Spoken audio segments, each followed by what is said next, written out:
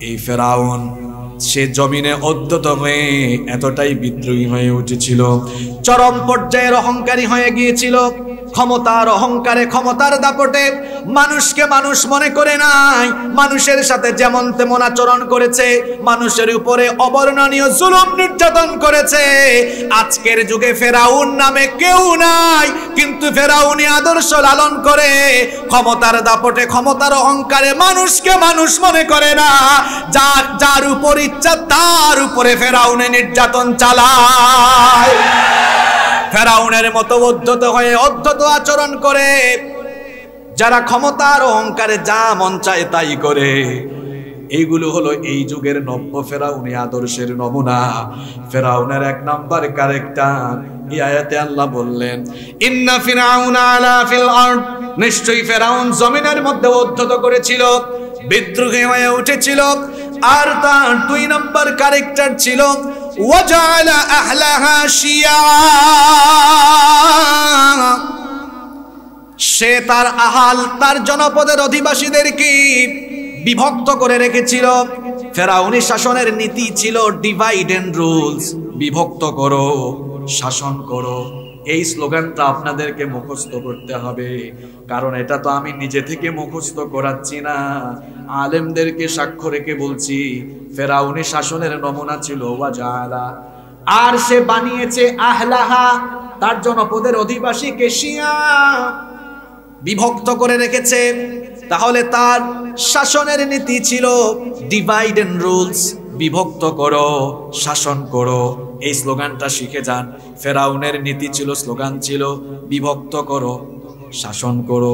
আমি বলবো বিভক্ত করো, আপনারা বলবেন শাসন করো। বলবেন হুজুর এটা কেন মুখস্থ করাচ্ছেন? একটু পরে বুঝবেন কেন মুখস্থ করাচ্ছি।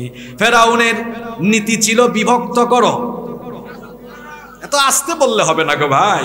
বিভক্ত করো, শাসন করো, বিভক্ত করো, শাসন করো। তার মানে দলে দলে মানুষকে ভাগ করে রাখা, এটা ফেরাউনি আদর্শের নমুনা। এখন আপনি বলবেন হুজুর এটা মুখস্থ করালেন কেন? শুনেন, ফেরাউন কেন তার এলাকার লোকদেরকে দলে দলে ভাগ করে রেখেছিল।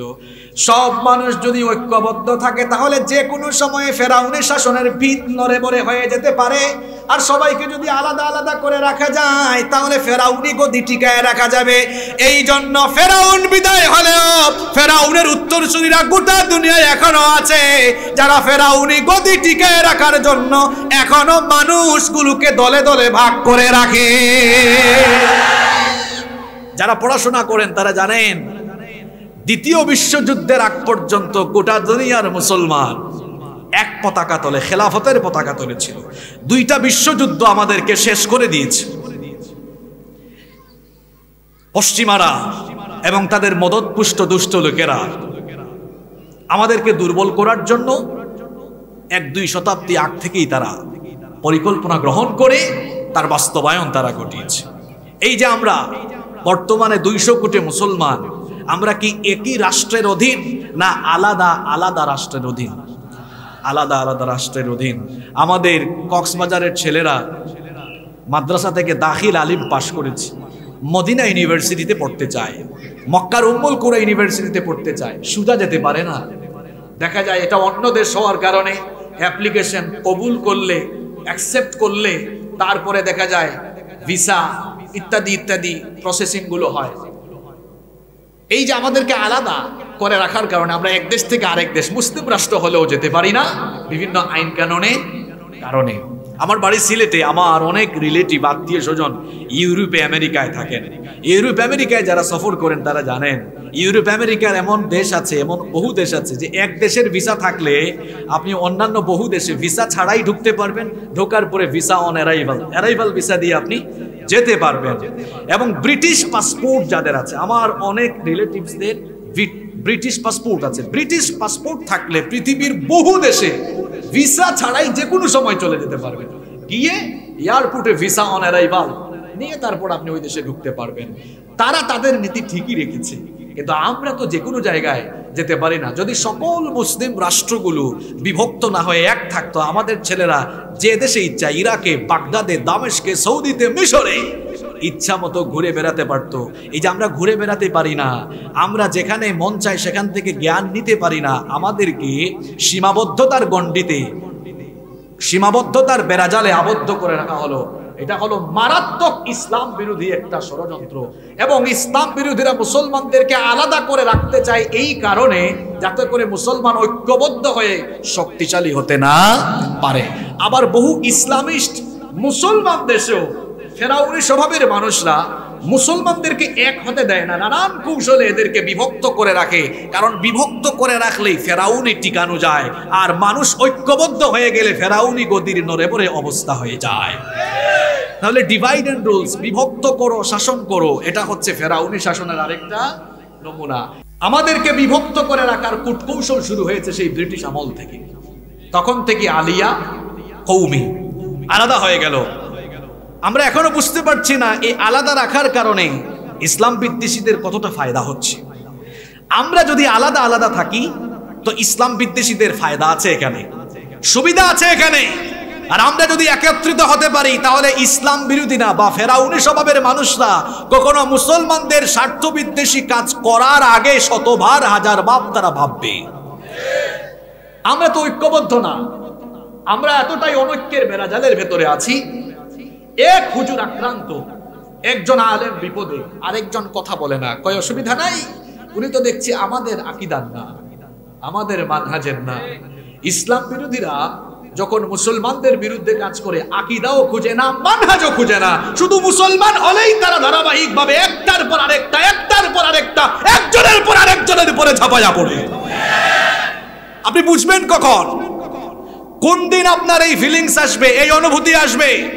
আপনি বলছেন উনি আমাদের না, তারপরে আরেকজন তখনও বলছেন তিনিও আমাদের না, এরপর আরেকজন তখনও বলছেন তিনিও আমার না। এর পরবর্তীতে দেখা গেল আস্তে আস্তে কেউ আর বাকি নাই। প্রথম যখন কাউকে অ্যাটাক করা হলো তখনই যদি সবাই সাবধান হয়ে যেত, আর তখনই যদি মুসলমান বিভক্তি বাদ দিয়ে আলেমরা ঐক্যবদ্ধ হয়ে সুচ্চার ভূমিকা পালন করত, তাহলে আলেম আর মুসলমানদের উপরে এই তমসাচ্ছন্ন অন্ধকার নেমে আসতো না। এই অন্ধকার যে এসেছে, এই অন্ধকার থেকে আলো কখন আসবে বলাও যাচ্ছে না। এটা আমাদের অনৈক্যের কারণ, এটা আমাদের বিভক্তির কারণ। এই অনৈক্য আর বিভক্তিতে আমরা আরো যতদিন থাকবো ততদিন আমরা অধপতিত হব। গোটা দুনিয়ায় যখন নির্যাতন চলে, নিপীড়ন চলে, তখন অনেক উলামারা সত্য কথাগুলো বলতে পারেন না। অবশ্য কোরআনে এদেরকে বলা হয়েছে কিতমান ইলম, এরা জ্ঞানকে কি করে গোপন করে, সঠিকটা বলে না, অন্যায় হয়, অবিচার হয়, কথা বলে না। আল্লাহর নবীও বলেছেন আখিরি জামানায় এমন কিছু আলেম বের হবে, উলামাউহুম শাররুম মান তাহতা আদিমিস সামা, আসমানের নিচে এরা হবে উলামাউহুম শাররুন, এরা খুব জঘন্য খারাপ প্রকৃতির লোক হবে, উলামায়ে সু। এদের জবান থেকে কখনো সত্য কথা বের হবে না। এরা হবে ফাসিক ফুজ্জারদের পাঁচাটা গোলাম। এরা ফাসিকদের পদলেহন করবে, ফাসিকদের পক্ষে সাফাই গাইবে। কারণ ফাসিক ফুজ্জারদের জিলাপি বিরিয়ানি তাদের গলা দিয়া ঢুকে, আর যে আলেমের গলা দিয়ে ফাসিক ফুজ্জার জালিমের পয়সা বা বিরিয়ানি ঢুকে, ওই আলেমের ওই গলা দিয়ে কোনোদিনও হক কথা বের হবে না। আমাদের পূর্ববর্তী আলেমরা কখনো ফাসিক ফুজ্জারদের পদলেহন করেন নাই।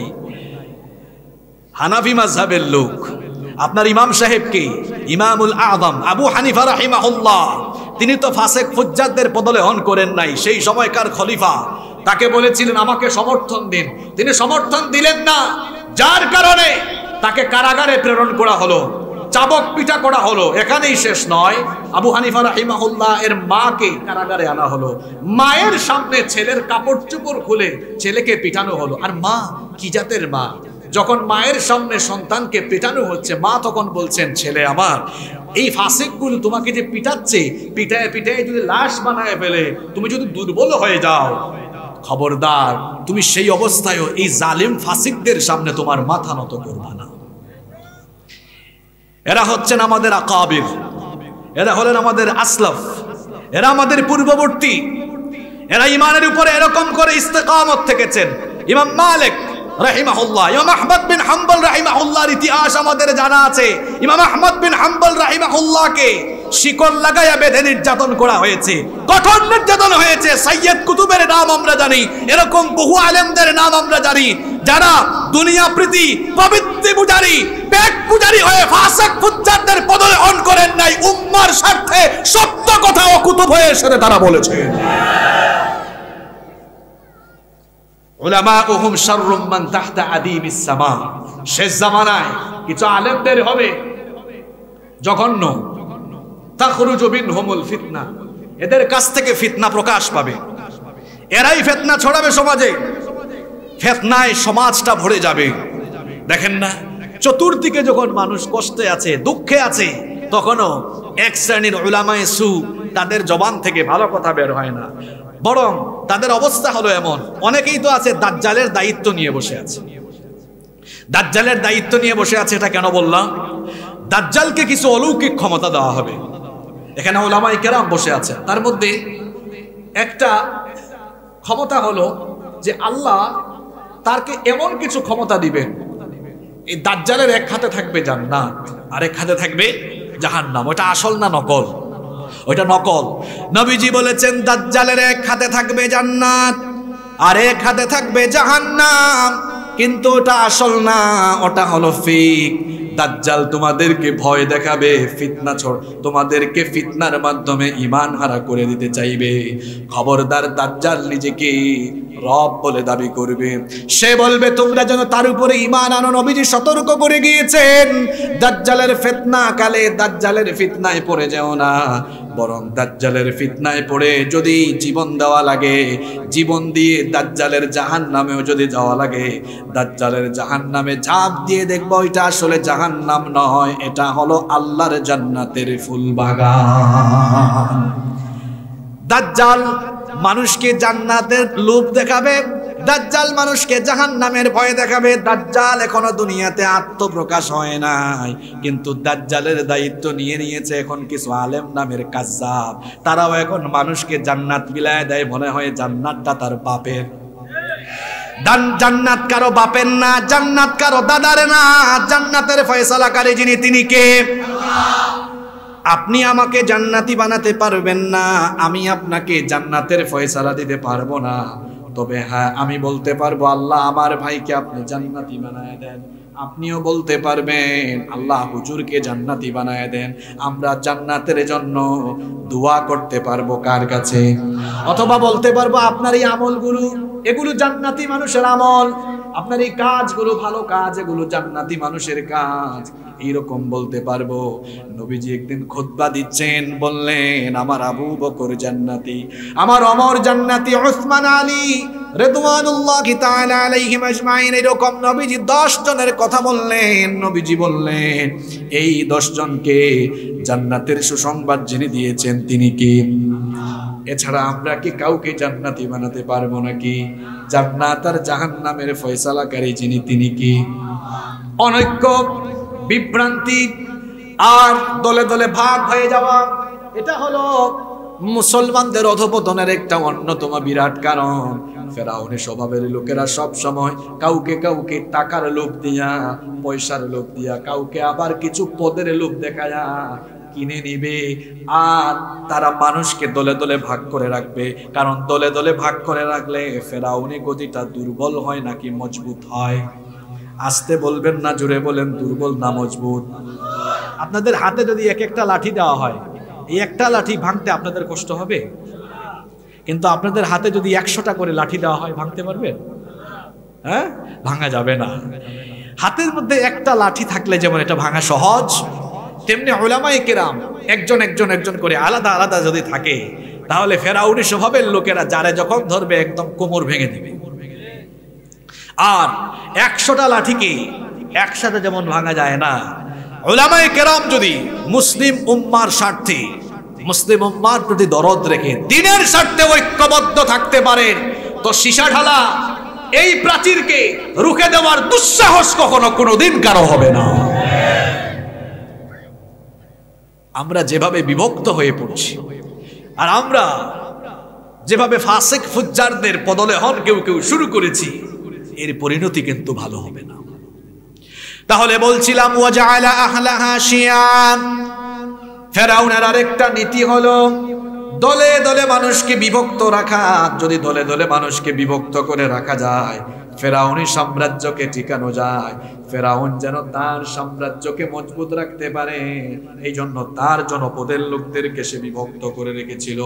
3 নম্বর বৈশিষ্ট্য হলো ইয়াস্তাদঈফু তাইফাতাম মিনহুম, সে ওই জনপদের একটা দলকে দুর্বল করে রেখেছিল। জুড়ে বলেন, ফেরাউন তার জনপদের কয়টা দলকে দুর্বল করে রেখেছিল? সেই একটা দলের নাম হলো বানু ইসরাঈল। জুড়ে বলেন, দলের নাম কি? বনি ইসরাঈল কারা? বনি ইসরাঈলের পরিচয় বলছি, শুনেন। ইব্রাহিম আলাইহিস সালাম, তিনি আমাদের জাতির, জোরে বলেন না, আমাদের জাতির। তিনি কি জাতির পিতা জোর করে হয়ে গেছেন নাকি? তাকে জাতির পিতা বানিয়েছেন কে? ইব্রাহিম আলাইহিস সালামের আগ পর্যন্ত যত নবী এসেছেন, তারা আদম আলাইহিস সালামের বিভিন্ন ছেলেদের বংশধর থেকে বিভিন্ন গোত্র এখানে, এটা বলতে গেলে লম্বা সময় লাগবে। আর ইব্রাহিম নবীর পরে আমাদের নবী পর্যন্ত পৃথিবীতে যত নবী এসেছেন সব হলেন ইব্রাহিমের সন্তান। সুবহানাল্লাহ বাড়ি গিয়ে বলিয়েন, ওয়াজ কিছু মুখস্থ করে যাইয়েন। আমাদের দেশে যত মানুষ ওয়াজে আসে, আমার একটা অনুভূতি আর কি, যে 10-20% মানুষ মনোযোগী থাকে, বাকিরা আবেগী। আবেগ নয়, একটু বিবেক দিয়ে কথা শুনবেন। আমি বলছিলাম ইব্রাহিম নবীর পরে আমাদের নবী পর্যন্ত যত নবী এসেছেন সব কার বংশে? ইব্রাহিম নবীর বংশে। এজন্য ইব্রাহিম নবীকে বলা হয় আবুল আম্বিয়া। আবুল মানে নবীগণের পিতা। তাহলে শুনেন, সংক্ষেপে বলি, ইব্রাহিম আলাইহিস সালামের এক স্ত্রী নাম হলো হাজেরা, তার ঘরে সন্তান হয়েছে ইসমাইল। এটা লম্বা ঘটনা, আমি বলছি সংক্ষেপে। তার ছেলে ইসমাইল এবং তার স্ত্রী হাজেরা, এই দুজনকে নিয়ে আল্লাহর নির্দেশে তিনি চলে গেলেন মক্কায়। তাদেরকে সেখানে নির্বাসনে রেখে আসলেন। তাদেরকে কেন্দ্র করে মক্কায় একটা সভ্যতা গড়ে উঠল। ইসমাইল আলাইহিস সালাম মক্কায় বড় হলেন, সেখানেই তাদের বংশ বাড়তে লাগলো। এই বংশে আর কোন নবী আসলেন না, সর্বশেষ এই বংশেই আগমন হলো আখেরি নবী, আমাদের নবী মুহাম্মদুর রাসূলুল্লাহ সাল্লাল্লাহু। এসেছেন কোথায়? এসেছেন কোথায়? বংশটা কার? ইসমাইল। কার বংশ? ইসমাইল। এবার আসেন, ইব্রাহিম নবীর আরেক স্ত্রীর নাম হলো সারা। কোরআনে তার ঘটনা এসেছে, তিনি বন্ধ্যা ছিলেন, তার ঘরে সন্তান হয়নি। লূত আলাইহিস সালামের জাতির উপরে গজবের আগ মুহূর্তে মুসা, ইব্রাহিম আলাইহিস সালাম এবং তার স্ত্রী সারা এর কাছে ফেরেশতা সুসংবাদ নিয়ে এসেছিলেন যে আল্লাহ এই বয়সে সারার গর্ভে সন্তান দেবেন। সুবহানাল্লাহ পড়েন। সারার গর্ভে সন্তান এলো, নাম হলো ইসহাক। নাম কি? ইসহাকের ঘরে আসলেন ইয়াকুব। ইসহাকের ঘরে আসলেন কে? এই ইয়াকুব নবীর একটা উপাধি ছিল ইসরাইল। হিব্রু ভাষায় ইসরাইল শব্দের অর্থ হচ্ছে আল্লাহর বান্দা। ইয়াকুব নবীর নাম ইসরাইল। তার 12 জন সন্তান ছিল, তার এই সন্তানদেরকে বলা হয় বানু ইসরাইল, অর্থাৎ ইসরাইলের ছেলে, ইসরাইলের বংশধর। এখন তাদের জন্মস্থান ইব্রাহিম নবীর এই স্ত্রী সারা, এরা কোথায়? ফিলিস্তিনে, কেনানে। তার ঘরে, ইসহাকের ঘরে কে? ইয়াকুব। ইয়াকুবের ঘরে 12 জন। গত বছর লম্বা আলোচনা করেছিলাম ইউসুফ নবীর ব্যাপারে, আপনাদের হয়তো মুখস্থ আছে। ফিলিস্তিনের কেনান থেকে তার 10 ভাইরা হিংসা করে ফেলে দিল কোথায়? কুয়ায়। কুয়া থেকে উঠাইয়া মিশরের রাজপ্রাসাদ, সেখান থেকে জেলখানা, জেলখানা থেকে অতঃপর মিশরের ক্ষমতা। সুবহানাল্লাহ। তিনি যে ক্ষমতায় অধিষ্ঠিত হওয়ার পরে ওইদিকে ফিলিস্তিনে অভাব লেগে গিয়েছে। তারপরে এই অভাবের কারণে ভাইরা এসে পরিচয় হলো, লম্বা ঘটনা। এরপরে ইয়াকুব নবী আর তার সন্তানরা, অর্থাৎ ইউসুফ নবীর ভাইরা সবাই ফিলিস্তিন থেকে হিজরত করে তখন চলে আসলেন কোথায়? জোরে বলতে হবে কোথায়? গুরুত্বপূর্ণ তথ্য দিচ্ছি, মিশরে। মিশর শাসন করছে তখন কারা? কারা? বনি ইসরাইলরা। কারা? ইউসুফ নবী কি? বনি ইসরাইল। ইউসুফ নবী মারা যাওয়ার 100-200 বছর পরে কিপ্তি বংশের লোকেরা, তারা ছিল মিশরের স্থানীয়, ফেরাউনের বংশ এটা, এরা বনি ইসরাইলদেরকে ক্ষমতা থেকে হটাইয়া দেয়। ক্ষমতা থেকে হটিয়ে দিয়ে এবার ফেরাউনরা মিশরের ক্ষমতা গ্রহণ করল। আর বনি ইসরাইলরা ক্ষমতা থেকে চলে যাওয়ার কারণ হলো আল্লাহর অবাধ্যতা এবং নাফরমানি। অবাধ্যতা এবং নাফরমানির কারণেই এই পতনটা হলো। এবার ফেরাউনরা মিশরের ক্ষমতায় চলে আসলো। ক্ষমতায় আসার পরে ফেরাউন নীতি গ্রহণ করলো, যে বনি ইসরাইলরা এত বছর মিশর শাসন করেছে এদেরকে রাষ্ট্রীয় সকল সুযোগ সুবিধা বন্ধ করে দিয়ে এদেরকে দাস বানিয়ে, গুলাম বানিয়ে, চাকর বানিয়ে রাখতে হবে, যাতে কোনোদিন না এই রাষ্ট্রের গদি তারা কোনোদিন না পায়। এজন্য সে তার জনপদের লোকদেরকে বিভক্ত করার পাশাপাশি 3 নম্বর কর্মসূচি নিল, যেটা এই সূরায় আল্লাহ বলেছেন ইয়াস্তাদঈফু তাঈফাতাম মিনহুম। সেখানকার একটা দলকে বেশি দুর্বল করে রেখেছিল, কারণ ওই দল যদি আবার চলে আসে তাহলে এখান থেকে ফেরাউনি বৈশিষ্ট্যের একটা নমুনা পাওয়া গেল। ফেরাউনি ক্যারেক্টারের লোকেরা যাদেরকে দিয়ে ক্ষমতা চলে যাওয়ার সম্ভাবনা থাকে, ওই দলের লোকদেরকে বেশি বেশি দুর্বল করে রেখে দেওয়া, এটা হলো ফেরাউনি শাসনের নমুনা। ইয়াস্তাদঈফু তাঈফাতাম মিন, আমি ফেরাউনের কথা বলে আপনি কি রাগ করলেন নাকি? ইয়াস্তাদঈফু তাঈফাতাম মিনহুম, ফেরাউন তার জনপদের একটা দলকে দুর্বল করে রেখেছিল। দলের নাম বললাম কি? কথা বলছেন না কেন? গুরুস্থানে ওয়াজ চলে নাকি? বনি ইসরাইল। এটা ফেরাউনের কয় নাম্বার বৈশিষ্ট্য? শুধু দুর্বল করে রাখলেই চলবে না, যে কোনো সময় যে কোনো বিস্ফোরণ হয়ে, বিস্ফোরণ বলতে আবার এখানে বোমা ফাটানো না, অর্থাৎ গণবিস্ফোরণ হয়ে আবার তার ফেরাউনি সাম্রাজ্যের পতন হয়ে যায় কিনা, এই জন্য সে চিন্তায় পড়ে গেল। চিন্তা করলো এদেরকে আরো দুর্বল করা দরকার।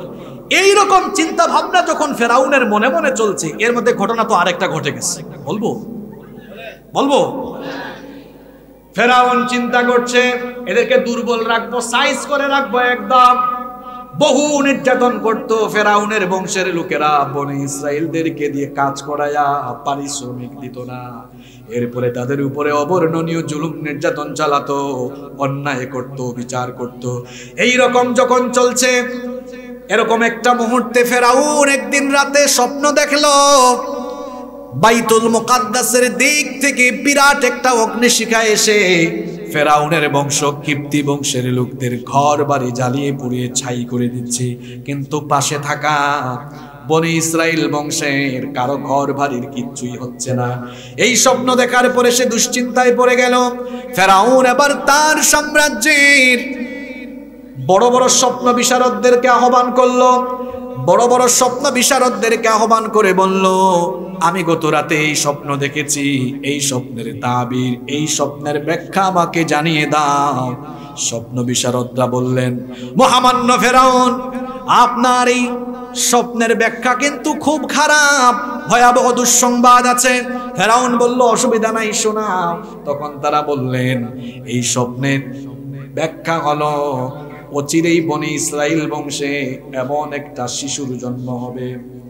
এই শিশু যৌবনে পদার্পণের পরে এমন মর্যাদা, এমন ক্ষমতা লাভ করবে, যার মাধ্যমে আপনার ফেরাউনি সাম্রাজ্য তছনছ হয়ে যাবে, নিঃশেষ হয়ে যাবে।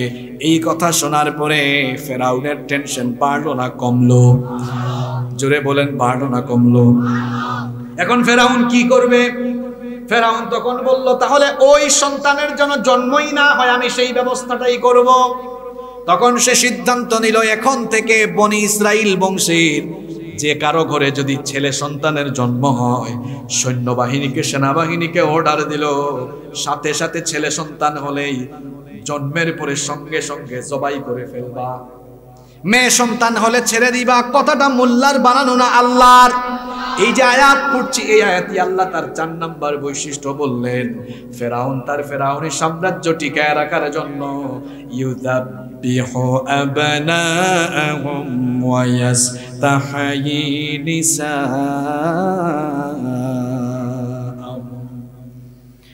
বনি ইসরাইলের নবজাতক পুত্র সন্তানদেরকে জবাই করত আর মেয়েদেরকে বাঁচিয়ে রাখত। ফেরাউন যখন তার এই আদেশ দিয়ে দিল। এই আইন যখন পাশ করলো, এই হত্যার বছরগুলোতেই মুসা নবী জন্ম নিলেন। সত্য সত্য ঘটনা, মুসা নবী জন্ম নিলেন। শিশু মুসা যখন জন্ম নিলেন, মুসা নবীর মা দুশ্চিন্তায় পড়ে গেলেন। এই খবরটা যদি ফেরাউনের বাহিনী পেয়ে যায় তো সঙ্গে সঙ্গে আমার নবজাতক শিশু মুসাকে তারা জবাই করে ফেলবে। মুসা নবীর মা যখন দুশ্চিন্তাগ্রস্ত, ঠিক তখনই আল্লাহ তাআলা মুসা নবীর মায়ের দিলের মধ্যে ইলহাম পাঠালেন। আল্লাহ তাআলা বললেন, আমার বান্দী শোনো, তোমার সন্তানকে নিয়ে টেনশন করো না, দুশ্চিন্তা করো না। এই নবজাতক পুত্র সন্তানটিকে সিন্ধুকের ভেতরে ঢোকাও। কোরআনে কারিমে আল্লাহ বলেছেন, আমি তাকে আদেশ দিলাম, প্রত্যাদেশ দিলাম, ইলহাম দিলাম, যাতে করে সে তার সন্তানকে ফিত্তাবুতি সিন্ধুকের ভেতরে ঢোকায়, ফাকদি ফিহি ফিলিয়াম, এরপরে সেটাকে যেন নদীর মধ্যে ভাসিয়ে দেন। এখন বলেন তো, একটা সন্তান জন্ম দেওয়ার পরে সেই সন্তানটাকে সিন্ধুকে ভরে নদীতে ভাসিয়ে দেওয়া মায়ের জন্য এটা সহজ না কঠিন? খুবই কঠিন কাজ। মনে মনে তিনি খুব অস্বস্তি বোধ করছেন, খারাপ লাগছে। তখন আল্লাহ তার বান্দিকে সান্ত্বনা দিলেন, আল্লাহ জানায়া দিলেন, ওয়ালা তাখাফি ওয়ালা তাহজানি ইন্না রাদ্দুহু ইলাইকি ওয়াজাইলুহু মিনাল মুরসালিন। ভীত হয় না, হতাশ হয় না, খুব শীঘ্রই তাড়াতাড়ি আমি তোমার সন্তানকে আবার তোমার কুলে ফিরিয়ে দিব এবং তোমার সন্তানকে আমি আল্লাহ রাসূলও বানাবো। আল্লাহু আকবার। মুসা নবীর মা মুসা নবীকে সিন্ধুকের ভেতরে ঢুকায়া দরিয়ার মধ্যে ভাসিয়ে দিলেন। আর মুসা নবীর মা তার মেয়েকে বললেন, তুমি তোমার ভাইয়ের সিন্ধুকের দিকে নজর দিয়ে তুমি নদীর তীরে হাঁটতে থাকো, দেখো সিন্ধুকটা ভাসতে ভাসতে নদীর স্রোতে কোথায় গিয়ে থামে। মুসা নবীর বোন দৃষ্টি রাখছেন, খেয়াল করছেন। তিনি দেখলেন তার এই সিন্ধুকটা ভাসতে ভাসতে ভাসতে ভাসতে ফেরাউনের ঘাটে সিন্ধুকটা গিয়ে ভিড়ল। ফেরাউনের স্ত্রীর নাম পুণ্যবতী নারী আসিয়া, দাসীদের মাধ্যমে সেই সিন্ধুকটা তিনি উঠালেন। সিন্ধুক উঠায়া সিন্ধুক খোলার পরে মুসা নবী তখনও শিশু। বলেন তো, নবীদের চেহারার মধ্যে মায়া নবীদের চেহারার মধ্যে মায়া থাকে কম না বেশি? নবীদের চেহারাটা বড় সুন্দর। মুসা নবীর শিশু মুসা নবীর এই সুন্দর চেহারাখানি যখন দেখলেন সন্তানহীনা নারী আসিয়া, এই শিশুর মায়ায় পড়ে গেলেন। সঙ্গে সঙ্গে শিশুটাকে কুলে নিলেন। এমন সময় ফেরাউন চলে আসলো, এসে বলল, কি ব্যাপার প্রিয়তমা স্ত্রী আমার, তোমার কুলে শিশু সন্তান এটা কোথায় পেলে? আসিয়া ঘটনা শোনালেন। ফেরাউন বলল, হায় হায় হায়, কোথার থেকে কোন বাচ্চা সিন্ধুকের ভেতরে ভেসে ভেসে এসেছে? আমার স্বপ্ন বাস্তবায়ন হয়ে যেতে পারে, এটা বনি ইসরাইল বংশের কেউ হতে পারে, দাও এরে আমি এখনই জবাই করে ফেলি। আসিয়া তখন বললেন, প্রিয় স্বামী আমার, আল্লাহ কোরআনে আসিয়ার কথা উঠাইয়া দিয়েছেন, লা তাকতুলুহু, এই সন্তানকে হত্যা করবেন না। আসা আইয়ান ফানা আও নাত্তাখিদাহু ওয়ালাদা, এই সন্তান আমাদের উপকারে আসতে পারে, অথবা আমাদের তো সন্তান না, এই সন্তানকে আমরা নিজেদের পুত্র হিসাবে গ্রহণ করতে পারি। কুররাতু আইনিল লিওয়ালাক, এই সন্তান আমাদের জন্য চক্ষু শীতলকারী হয়ে যেতে পারে। আসিয়ার কথা শুনে ফেরাউনের মন গলে গেল। ফেরাউন বলল, ঠিক আছে আমার প্রিয়তমা স্ত্রী, তোমার তো সন্তান নাই, সন্তানের মতো এটাকে ভালো। শুনে এবার যে ফেরাউন মুসার ভয়ে সন্তানকে জবাই করা শুরু করেছিল, ওই ফেরাউন ভয়ে ছিল মুসার যেন জন্মই না হয়, ব্যবস্থা গ্রহণ করেছিল। কিন্তু ফেরাউনের কৌশল, যার কৌশলের কাছে পরাজিত হয়েছে তিনি কে? যেই মুসার ভয়ে ফেরাউন ছিল, সেই মুসাকে আল্লাহ দুনিয়ায় পাঠাইয়া সেই মুসাকে এখন কৌশল করে ফেরাউনের ঘরেই ঢুকিয়ে দিয়েছেন কে? পৃথিবীর ফেরাউনি চরিত্রের মানুষেরা ফেরাউনি গদির ভয় করে নির্যাতন চালায়, অথচ জানে না তার আশেপাশেই তার গদি চলে যাওয়ার ব্যবস্থা তৈরি করে রেখেছেন কি?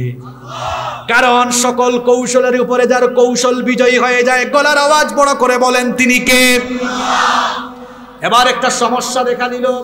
শিশু সন্তান তো আমাদের মতো মাছ মাংস সবজি খেতে পারবে না, শিশু সন্তান বুকের দুধ পান করে।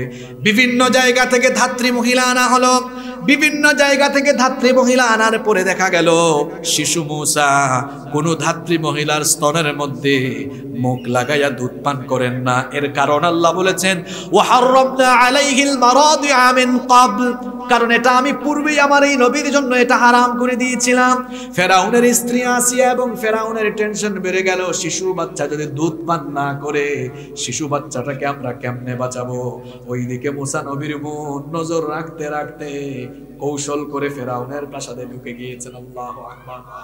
যখন এই অবস্থা দেখলেন তিনি তখন বললেন হাল আদুল্লুকুম আলা আহলি বাইতি ইয়াকফুলুনাহু, তিনি বললেন আমি কি তোমাদেরকে এমন একটা পরিবারের সন্ধান দিব যেই পরিবার এই বাচ্চাটার দেখাশোনা করবে। তখন ফেরাউন আর আসিয়া বললেন যাও সেই পরিবারটা নিয়ে আসো। এবার মূসা নবীর বোন খুশিতে খুশিতে দৌড়ায় বাড়ির দিকে, মাকে গিয়ে বলল মা গো দুঃখ করো না, আসো তোমার সন্তানকে তুমি বুকে পাবা, আসো আসো। সব ঘটনা শোনায়া তার মাকে যখন নিয়ে আসলেন, এবার মূসা নবীর মা এসে যখন শিশু মূসা নবীকে কুলে নিলেন, সঙ্গে সঙ্গে মূসা নবী তার মায়ের স্তনে মুখ লাগিয়ে তিনি দুধ পান আরম্ভ করে দিলেন।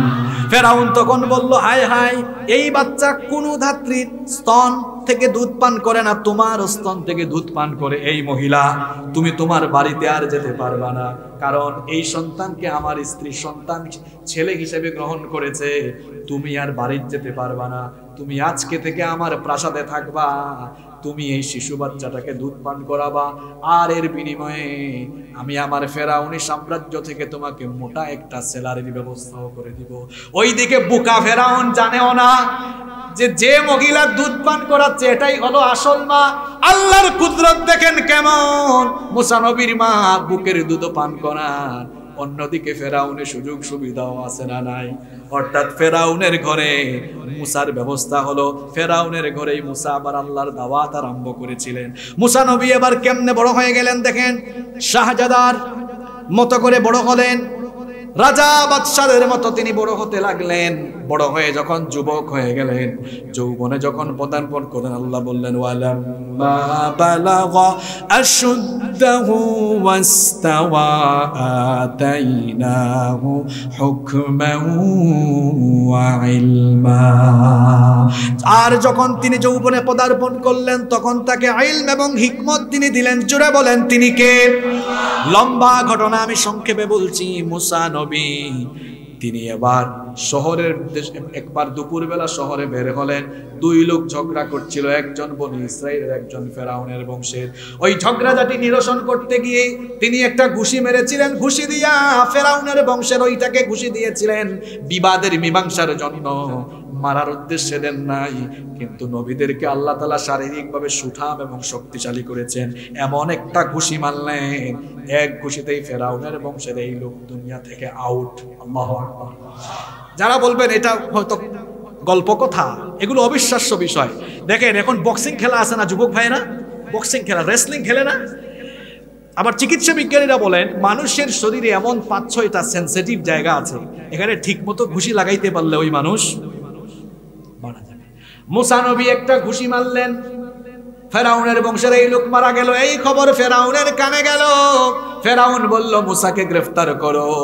এক লোক সেই সভাসদে ছিলেন যিনি মূসা নবীকে মহব্বত করতেন, তার কথা কোরআনে এভাবে বলা হয়েছে ওয়াজাআ রাজুলুম মিন আকসাল মাদিনাতি রাজুলুন ইয়াসা, দৌড়ে দৌড়ে মূসা নবীর কাছে এসে বললেন এক্ষণে মিশর থেকে চলে যাও, নইলে ফেরাউন তোমাকে গ্রেফতার করবে। আসলে আল্লাহর পরিকল্পনা ছিল মূসা নবীকে তাওহীদের জ্ঞান দেওয়া, মূসা নবীকে নবুয়তের জন্য তৈরি করা। আসলে হত্যার জন্যই তিনি যে মিশরে ছেড়েছেন এটা মূল কথা নয়, বরং এই পরিকল্পনাটা ছিল কার? মূসা নবীকে নবুয়তের জন্য প্রিপেয়ার করা, তৈরি করা, এটাই ছিল আল্লাহর মূল উদ্দেশ্য। একজন পয়গাম্বরের অধীনে এই জন্য আল্লাহ তাকে 10 বছর রেখেছেন। আল্লাহু আকবার। মিশর থেকে ওঠার উদ্দেশ্যে পথ চললেন, পথ চলতে চলতে মাদিয়ানে চলে গেলেন। লম্বা ঘটনা সংক্ষেপে বলছি। মাদিয়ানে যাওয়ার পরে শুআইব নবীর ঘরে একটানা 10 বছর থাকলেন।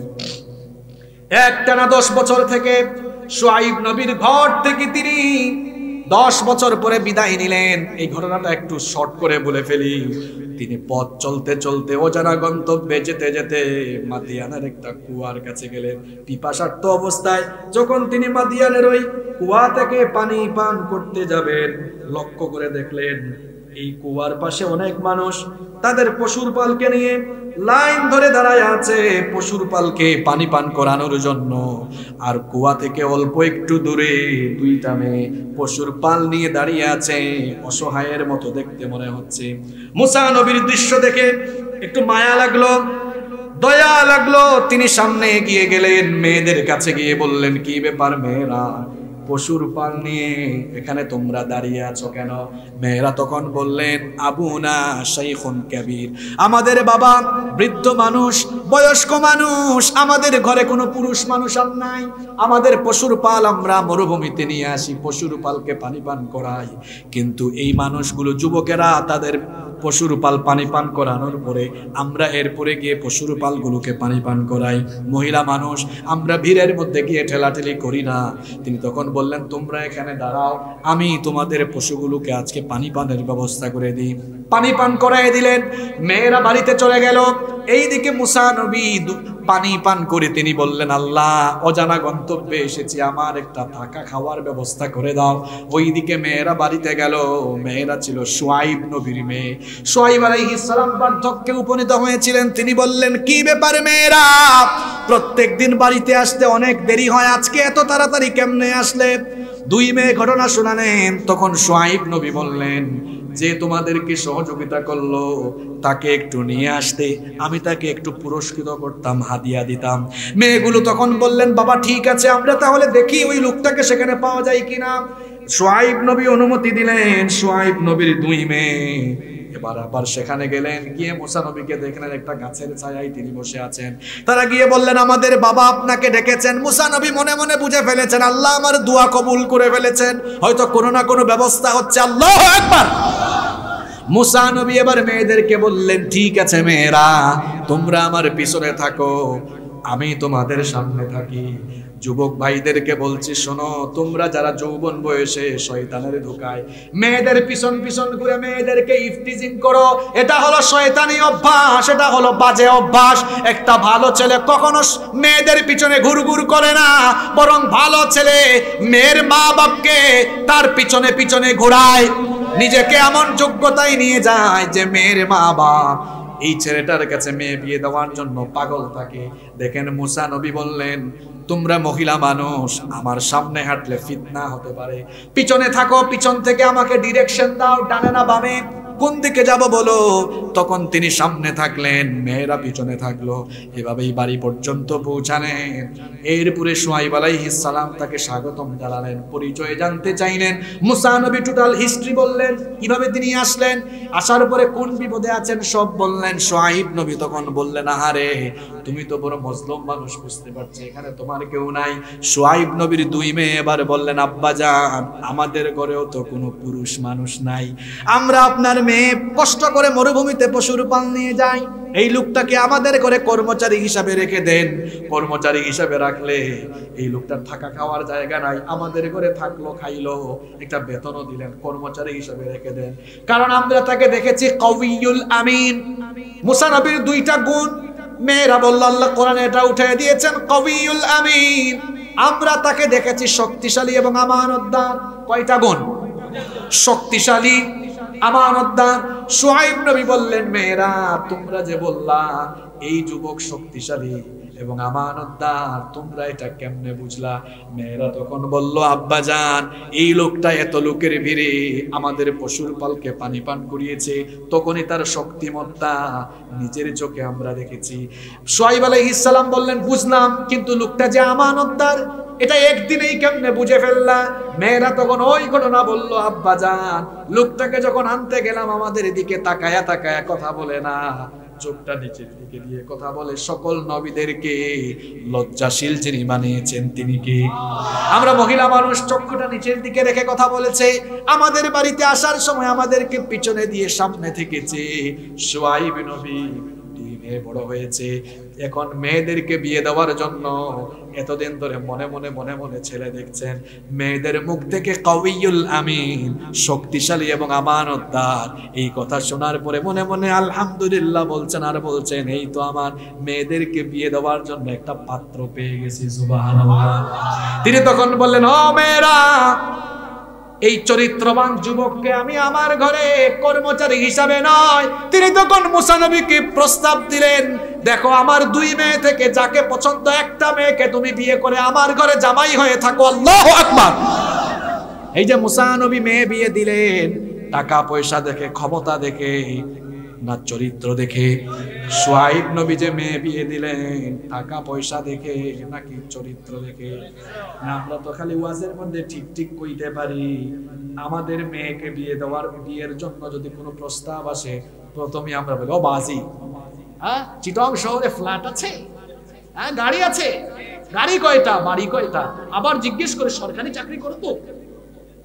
সরকারি চাকরির পাশাপাশি কেউ যদি অন্য কোনো ব্যবসা বাণিজ্য বা কাজ না করে, সৎ উপায়ে তার কখনো লাখপতি কোটিপতি হওয়া সম্ভব নয়। সম্ভব? অনেক সরকারি চাকরিজীবীদেরকে দেখেছি 2টা 3টা আইফোন হাতের মধ্যে অ্যাপল ওয়াচ, সে যে বেতন পায়, এই বেতন তার নিজের জন্য, পরিবারের জন্য খরচ করে একটা আইফোন কিনতে তার 2-3 বছর সময় লাগে। বাংলাদেশের বেতন স্কেল অনুযায়ী সবচেয়ে বেশি বেতন পান মহামান্য রাষ্ট্রপতি। মহামান্য রাষ্ট্রপতির বেতন হচ্ছে 1,20,000 টাকা। এরপরে প্রাইম মিনিস্টার সহ আরো অন্যান্য স্কেলে 9ম গ্রেড, 8ম গ্রেড, বিভিন্ন গ্রেডে সরকারি চাকরিজীবীদেরকে বেতন দেওয়া হয় না? হয়। তাহলে বাংলাদেশের সর্বোচ্চ বেতন পান মহামান্য রাষ্ট্রপতি, 1,20,000 টাকা। তাইলে বাদবাকি তাহলে প্রজাতন্ত্রের বাদবাকি কর্মচারীদের বেতন মহামান্য রাষ্ট্রপতির থেকে বেশি না কম? তাহলে মহামান্য রাষ্ট্রপতির থেকে কম বেতন পাইয়া চট্টগ্রাম শহরে 3-4টা বাড়ি হয়ে যায়, দামি দামি গাড়ি ইউজ করে, বুঝতে হবে এই লোকটা সরকারি চাকরির নামে শোষণ করে, এরপরে এই লোকটা চাকরির নামে ঘুষ খেয়ে 2 নাম্বারি করে প্রতারণা করে ইনকাম করে। ঠিক তো কইতে পারলেন, কিন্তু যখন সরকারি চাকরি বলে, আল্লাহর নবী বলেছেন বিয়ের সময় মানুষ দেখে লিমালিহা, ধন সম্পদ, হাসবিহা, বংশমর্যাদা, জামালিহা, রূপ সৌন্দর্য, 4 নাম্বার দিনদারিতা, লিদিনিহা। নবীজি বলেছেন ফাজফার বিদাতিদ্দিনি তারিবাত ইয়াদাক, সবার উপরে দিনদারিতাকে প্রাধান্য দাও। যদি দিনদারিতা থাকে, অন্যান্য কিছু যদি কমও থাকে, পয়সা কম, চেহারা সুন্দর না, বংশ ভালো না, কিন্তু দিনদারিতা যার আছে তার কাছে মেয়ে বিয়ে দাও, সেই ছেলেটাকে বিয়ে করো। দিনদারিতার ভিত্তিতে যেই দাম্পত্য জীবন শুরু হয়, ওই দাম্পত্য জীবনটাকে বরকত যে তিনি ভরে দেন, তিনি কি? আগেই জিজ্ঞেস করে, বাজি, হ্যাঁ তোমার ফ্ল্যাট কয়টা, গাড়ি কয়টা, বাড়ি কয়টা? না, জিজ্ঞেস করেন বাবাজান, যে পয়সা ইনকাম করেন হালাল ওয়েতে না হারাম ওয়েতে? নামাজি কিনা আপনি? আপনার মুখে দাড়ি নাই কেন? আপনি হালাল পথে চলেন কিনা? এটা জিজ্ঞেস করেন। দিনদারিতার ভিত্তিতে আপনি আপনার মেয়েকে ওই সচ্চরিত্রবান ছেলের কাছে বিয়ে দেন, আপনার মেয়ে সারা জীবন সুখে থাকবে। আপনার লজ্জা করে না 25-26 বছরের ছেলেকে বলেন তোমার কয় লাখ টাকা আছে ব্যাংকে? আপনার বিবেকের কাছে আমার প্রশ্ন, আপনার বয়স যখন 23-24-25 বছর ছিল, আপনি কয় কোটি টাকার মালিক ছিলেন? একটা ছেলে তো পড়াশোনা শেষ করতেই 23-24-25-26 বছর হয়ে যায়। একজন মানুষ তার ব্যাংক ব্যালেন্স বা তার একটা কিছু হইতে হলে 35-40-45 বছর পর্যন্ত সময় লাগে, ঠিক না কথাটা? এই বয়সে হবে কেমনে? এই বয়সে জিজ্ঞেস করেন বাবাজান তুমি কি নামাজ পড়ো, হালাল পথে চলো? এটা দেখেন, কিছু ছেলেদেরকে দেখলেই বোঝা যায় ভবিষ্যতে সে অনেক কিছু করতে পারবে ইনশাআল্লাহ। এগুলো জিজ্ঞেস করেন না, আগেই জিজ্ঞেস করে ফেলেছেন গাড়ি বাড়ি কয়টা। 25-26 বছর বয়সে যে ছেলের গাড়ি বাড়ি থাকে, এটা তার না, এটা তার বাপদাদার থেকে পেয়েছে। আর যে ছেলে বাপদাদার পরিচয়ে সমাজে পরিচয় দেয় সে গাধা। যে ছেলে নিজের পরিচয়টুকু দিয়ে সমাজে চলে সে শাহজাদা। নিজের ছেলেকে গাধার কাছে না, শাহজাদার কাছে বিয়ে দেয়। যে নিজের পরিচয়ে চলে, অনেক ছেলেরা আছে দেখবেন রাস্তায় হাঁটার, বে চিনোস আমার বাপকে, আমার চাচা এটা, আমার দাদা এটা, আমার বাপ চাচা এটা সেটা, এরকম পরিচয় যারা দেয় এরা গাধা আমার কাছে। আবার অনেক ছেলে এমন আছে বাপ দাদা উচ্চবিত্ত, সম্পদশালী, প্রভাব আছে, কিন্তু সে বলে নিজের পরিচয় যখন দেয় বাপের কথাও বলে না, দাদার কথাও বলে না, বলে আমি তো মাত্র আমার স্টাডি শেষ করেছি, এখন আমি একটা বিজনেস করছি, অথবা আমি একটা চাকরি করছি। এই যে তার আত্মপরিচয় দিল, নিজের পরিচয়টা সে দিল, এরা হচ্ছে শাহজাদা আমার কাছে নেই। হ্যাঁ, বাপ দাদার পরিচয় তো থাকবে, কিন্তু সেটা আগে নয়, সেটা আগে নয়। আল্লাহ আমাদেরকে বুঝার তৌফিক দান করেন। বিয়ে হয়ে গেল না, বিয়ে তো হয় না, বিয়ের জন্য মোহরানা লাগে কিনা? কথা বলেন না কেন? এখন মুসা নবী এসেছেন নতুন এলাকায়, তার মোহরানা দেওয়ার মতো কিছু আছে নাকি? মুসা নবী বললেন, দেখেন আপনার মেয়েকে যে আমি বিয়ে করব, আমার তো মোহরানার দেওয়ার মতো কিচ্ছু নাই। তখন শুআইব নবী বললেন, অসুবিধা নাই, মোহরানা বাবদ আমার ঘরে তুমি 8 বছর থাকবে, 8 বছর আমার পশুর পাল চড়াবে, আমার ঘরের কাজগুলো করবে, তবে আরো 2 বছর বাড়িয়ে যদি থাকো সেটা আরো ভালো। মুসা নবী বললেন, ঠিক আছে, আমি 8 নয় 10 বছর আপনার বাড়িতে থাকবো। বলেন তো শুআইব নবী মেয়ে বিয়ে দেওয়ার সময় মোহরানাটা সহজ করলেন না কঠিন করলেন? আমরা করি কি? আপনাদের চট্টগ্রামে আমার 13 বছর হয়ে গেছে, এই চট্টগ্রামের মানুষের খবর আমার কাছে আছে। এই চট্টগ্রামের মানুষ দেখা যায় 20 লাখ 30 লাখ 40 লাখ বাজি 2 লাখ টাকাও নগদ দেয় না, আছে না নাই? আমাদের সমাজে বিয়ে কঠিন হয়েছে। চট্টগ্রামের অনেক ছেলে আছে, আমি দেখেছি 35 বছর 32 বছর বয়স বিয়ে করতে পারে না। বললাম, ভাই কেন বিয়ে করতে পারেন না? কয়, ভাই দুঃখের কথা, মোহরানার জন্য সেই টাকাটা আমার কাছে নাই। আমার সমাজ মোহরানা কঠিন করে দিয়ে বিয়েটা কঠিন করে ফেলেছে। আবার মেয়ের বাপকে আগেই বলে দেয়, আমার সাথে কিন্তু 1000 লোক আসবে, আরো 1000 আসতে পারবে না, ওই 1000-এর টাকাটা আমারে আস্তে করে হাতের মধ্যে চিপা চাপাই দিয়া দিয়ে। অবশ্য এই ধরনের মানুষ আমাদের এই এলাকায় নাই। এই যদি হয় অবস্থা, বিয়ে যদি কঠিন হয়ে যায়, তাহলে তো সমাজে জেনা করা সহজ হয়ে যাবে। এই জন্য দেখা যায় বিয়ে কঠিন হয়ে যাওয়ায় যুবক যুবতীরা আজকে জেনার দিকে ধাবিত হয়ে যাচ্ছে। যুবক যুবতীদেরকে জেনার সাগর থেকে উদ্ধার করার জন্য বিয়েটাকে সহজ করে দেওয়া লাগবে। আল্লাহর নবী বহু সাহাবীকে এমন ভাবে বিয়ে দিয়েছেন, বলেছেন তুমি বিয়ে করো। সাহাবী বলেছেন, ওগো নবী, কোনো সামর্থ্য নাই, টাকা পয়সা কিচ্ছু নাই। নবীজি বলেছেন, এই মেয়েটাকে বিয়ে করো। এই মেয়েটা কোরআনের তেলাওয়াত জানে না, মোহরানা হিসাবে তুমি তাকে কোরআন শেখাবা, এটাই তোমার মোহরানা। আমার নবী বিয়েটাকে সহজ করেছেন নাকি কঠিন করেছেন? আপনারা কি করবেন? ওয়াজ শুনে সহজ করবেন না কঠিন করবেন? হ্যাঁ, এখানে মিসকিন ছেলেরা আছে না, ব্যাচেলর ছেলে অনেক আছে না, বিয়ে শাদী করে নাই, তাদের মনের কষ্ট তো আপনারা বুঝবেন না। এই ছেলেগুলো বিয়ে করতে চায়, সিনা করতে চায় না। বিয়েটাকে সহজ করেছেন, সহজ করে দেন যেরকম করেছেন পয়গাম্বারেরা। বিয়ে হয়ে গেল। 10 বছর শুআইব নবীর বাড়িতে মিশরের উদ্দেশ্যে রওনা করেছেন। লম্বা ঘটনা সংক্ষেপে বলছি। মিশরের সীমান্তের সিনাই পর্বতমালা, তুর পাহাড়ের তুয়া উপত্যকায় আল্লাহ মুসা নবীকে নবুয়ত দিলেন। নবুয়ত দিয়ে আল্লাহ মুসা নবীকে 2টা মুআজিজাও দিলেন। জুড়ে বলেন কয়টা? হাত থেকে লাঠি পড়ে গেলে সাপ হয়ে যেত, বগলের নিচে হাত রেখে বের করলে হাত থেকে সূর্যের আলোর মতো শুভ্রতা ছড়াতো। মুসা নবীকে বললেন, মুসা আমি তোমাকে নবী হিসাবে মনোনীত করলাম, মুআজিজাও দিলাম। মুসা নবী বললেন, আল্লাহ আমার মুখে কিছু জড়তা আছে, আমার ভাই হারুন খুব সুন্দর করে কথা বলে, ইন্না মিনাল বায়ানি লাসিহরা, কারো কারো বক্তব্যের মধ্যে জাদু থাকে, কারো কারো বক্তব্য জাদুর মতো মানুষের উপরে গিয়ে প্রভাব পড়ে। কথাবার্তা, বক্তৃতা, সুন্দর করে কথা বলা, এটা একটা আর্ট, এটা একটা শিল্প, এটা অনেক বড় একটা নেয়ামত। মুসা নবী বললেন, আল্লাহ আমার ভাই হারুন সুন্দর করে কথা বলে, আমার ভাই হারুনকেও আপনি আমার সাথে নবী বানায় দেন। আল্লাহ তাআলা বললেন, মুসা তোমার দোয়া আমি কবুল করলাম, আর তোমার ভাই হারুন এবং তোমাকে 2 ভাইকে একসাথে আমি নবুয়ত দিয়ে দিলাম। 2 ভাইকে একসাথে নবুয়ত দিয়ে আল্লাহ তাআলা মুসা নবীকে বললেন, এবার ফেরাউনের কাছে যাও, ইযহাব ইলা ফিরআউনা ইন্নাহু তাগা। 2 জনে মিলে ফেরাউনকে গিয়ে দাওয়াত দিলেন, কিন্তু ফেরাউন তার অধ্যত জাহির করলো। সে বলল, ওয়া মা রব্বুল আলামিন, রব্বুল আলামিন এটা আবার কে? লম্বা ঘটনা। মুসা নবী দাওয়াত দেওয়ার পরেও ফেরাউন ঈমান আনে নাই 20 বছর। দাওয়াত দেওয়ার পরে আরো 20 বছর বনি ইসরায়েলদের উপরে আরো বেশি জুলুম বাড়িয়েছে। এবার সবাই প্রশ্নটার উত্তর দেন, দাওয়াত পাওয়ার পরেও ফেরাউন মুসা নবীর উম্মতের উপরে জুলুম চালিয়েছে কত বছর? আরো জোরে বলেন, কত বছর? এ ভাইয়েরা, এখানে তো মূল শিক্ষা চলে যাচ্ছে, ওদিক ওদিক তাকান কেন? কিরকম তথ্যভিত্তিক ভাবে আপনাদেরকে কথা শোনায় যাচ্ছে, ভাল লাগে না আপনাদের? মুসা নবী দাওয়াত দেওয়ার পরে ফেরাউন এইরকম তার ফেরাউনি কাণ্ড জারি রেখেছে কত বছর? এবার আপনাদের কাছে প্রশ্ন, ফেরাউনের এই ফেরাউনি কাণ্ড আল্লাহ কি তখনই থামাই দিতে পারতেন না? কথা বলেন, পারতেন কিনা? তো 20 বছর আল্লাহ সময় দিলেন কেন? আল্লাহ মনে হয় 20 বছরে নিজেকে শক্তিশালী এরপরে ফেরাউনকে শেষ করেছেন। নাউযু বিল্লাহি মিন যালিক। এই জন্য তাহলে মাঝখানে 20 বছর গেল কেন? এর কারণ দুইটা। কয়টা কারণ?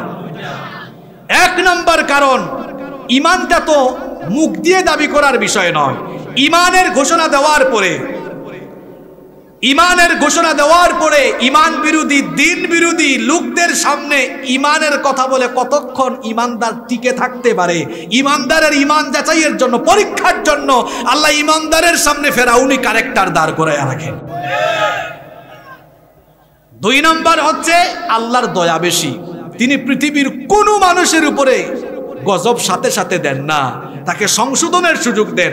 ফেরাউনকেও আল্লাহ বহুবার সংশোধনের সুযোগ দিয়েছেন, দুর্ভিক্ষ দিয়েছেন, পঙ্গপাল দিয়েছেন, রক্তের গজব, ব্যাঙের গজব, মহামারীর গজব, অনেক গজব দিয়ে তাকে সুযোগ দিয়েছেন। ইন্না বাতশা রাব্বিকা লাশাদীদ, নিশ্চয়ই রবের বড় কঠিন। আল্লাহ সুযোগ দেওয়ার পরেও সুযোগ কাজে লাগায় নাই। অন্যদিকে ঈমানদারদেরকে আল্লাহ ঈমানের পরীক্ষাও নিলেন। এরপরে এই ফেরাউনকে পানিতে চুবাইয়া মারলেন কে? পানির অপর নাম জীবন, কিন্তু ফেরাউনের জন্য হয়ে গেছে পানির অপর নাম মরণ। সলিল সমাধি হলো সেখানে তার। এবার শুনেন ঘটনা। এই যে ফেরাউনের 4টা বৈশিষ্ট্যের কথা এখানে বললাম, এই ফেরাউন তার ফেরাউনের সাম্রাজ্য টিকায় রাখার জন্য যত সন্ত্রাসী কাজ চালালো, 1 নাম্বার ঔদ্ধত, ক্ষমতার অহংকারে যা মন চায় তাই করেছে। 2 নাম্বার মানুষকে ডিভাইড অ্যান্ড রুলস, বিভক্ত করে শাসন করেছে। 3 নাম্বার ওই জনপদের ঈমানদারদেরকে দুর্বল করে রেখেছে। 4 নাম্বার ওই ঈমানদারদের ছেলে সন্তানগুলোকে জবাই করে রেখেছে। এই সন্ত্রাসী কাজ চালিয়ে ফেরাউন টিকে থাকতে পেরেছে? ফেরাউন টিকে থাকতে পেরেছে? ঈমানদাররা কি ফেরাউনকে ধরে জবাই করা লেগেছে? ফেরাউনকে সাইজ করে দিয়েছেন কে? পৃথিবীতে কেউ স্থায়ী হয় না, হোক না সে ফেরাউন কি বা নমরুদ, কেউ ভবে চিরদিন রয় না, কেউ ভবে চিরদিন রয় না। পৃথিবীতে কেউ স্থায়ী হয় না। যেভাবে ফেরাউন তার ফেরাউনি সাম্রাজ্য টিকায় রাখার জন্য ফেরাউনি কর্মকাণ্ড চালিয়েও আল্লাহর পাকড়াও থেকে বাঁচতে পারে নাই, কিয়ামত পর্যন্ত ফেরাউনি যত ক্যারেক্টার এসে ঈমানদারদের উপরে ফেরাউনি কায়দায় জুলুম চালাবে, এই ফেরাউনরা আল্লাহর গজবে তারা ধ্বংস হয়ে যাবে। এর পরের 2টা আয়াতের অনুবাদ করে শেষ করে দিচ্ছি। আল্লাহ বলছেন, ওয়া নুরিদু আন নামুন্না আলাল্লাযীনা ইসতুদঈফু ফিল আরদ। আর আমি চেয়েছিলাম ফেরাউন যাদেরকে দুর্বল করে রেখেছিল, এই দুর্বল বান্দাগুলোকে তাদের উপরে আমি অনুগ্রহ করতে চেয়েছিলাম। ওয়ানা জালাহুম আইম্মা, আর তাদেরকে আমি নেতৃত্ব দিতে চেয়েছিলাম। ওয়ানা জালাহুমুল ওয়ারিসুন, এবং তাদেরকে আমি আমার জমিনের উত্তরাধিকার বানাতে চেয়েছিলাম। আল্লাহর সিদ্ধান্ত কার্যকর হয়েছে না ফেরাউনের আশা পূরণ হয়েছে? পরের আয়াতে আল্লাহ ফিনিশিং দিলেন। শেষ আয়াতে আল্লাহ বললেন, ওয়া নুমাক্কিনা লাহুম ফিল আরদি ওয়া নুরিয়া ফিরআউনা ওয়া হামানা ওয়া জুনুদাহুমা মিনহুম মা কানু ইয়াহদারুন। আর আমি জমিনে ওই দুর্বল ঈমানদারদেরকে ক্ষমতায় অধিষ্ঠিত করতে চাইলাম, যাতে করে ফেরাউন, হামান এবং তার সৈন্যবাহিনীকে আমি দেখায় দিতে পারি যে ব্যাপারে তারা সবচেয়ে বেশি আশঙ্কাগ্রস্ত ছিল। সেই দুর্বল ঈমানদারদের কারণে ফেরাউনি গদির নড়বড় হয়ে যায় কিনা, তাদের আশঙ্কাকে আমি বাস্তবে রূপ দিয়ে ফেরাউনি সাম্রাজ্যের পতন ঘটিয়ে ঈমানদারদেরকে সেই জনপদের ক্ষমতার মসনদে তিনি বসাই পৌঁছায়া দিলেন তিনি কি?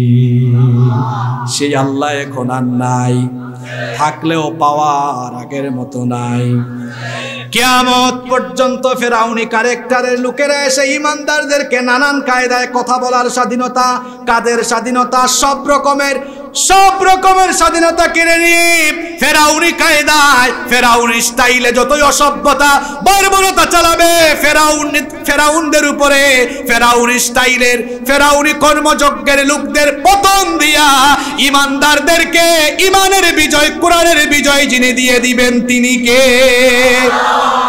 হতাশ হওয়া যাবে?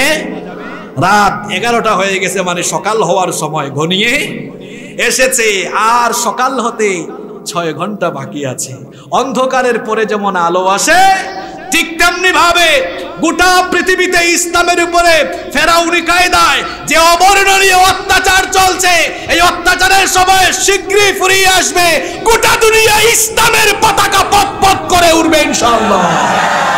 আল্লাহ আমাদেরকে সেই ধরনের ইমানি অনুভূতি নিয়ে ইমানের পথে ইস্তেকামত থাকার তৌফিক দান করে দাও।